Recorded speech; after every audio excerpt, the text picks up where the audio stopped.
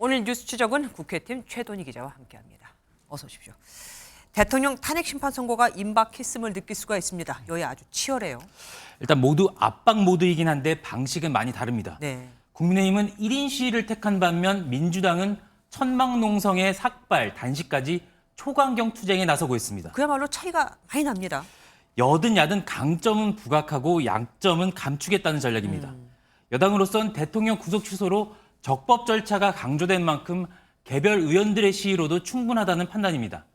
다만 과도한 압박이 헌재 결정에 악영향을 미칠 수 있고 조기 대선 가능성에 중도층 표심을 자극하지 않겠다는 의도도 깔려 있습니다. 반대로 야당은 여전히 높은 탄핵 찬성 여론을 적극 활용하겠다는 전략으로 보입니다.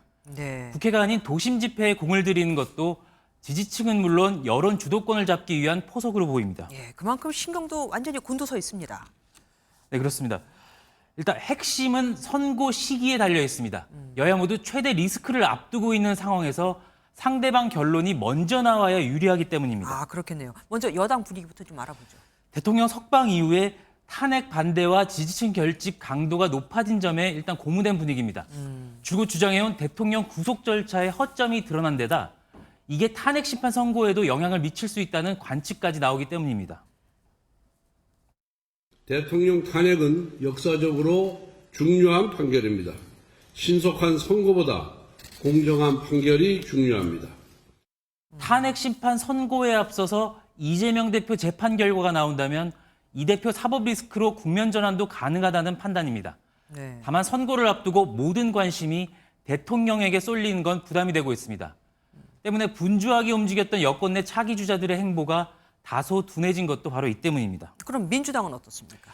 반대로 대통령 석방이 탄핵 심판에 영향을 미칠 수 있다며 지지층의 불안감을 자극하고 있습니다.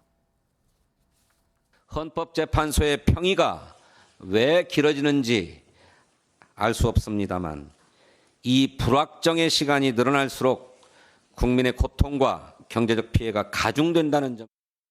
그동안 잠잠했던 마은영 후보자 임명을 이유로 최상목 대행 탄핵 카드를 다시 꺼낸 것도 바로 이 때문인데요. 네. 하지만 무작정 밀어붙이기도 만만치 않습니다.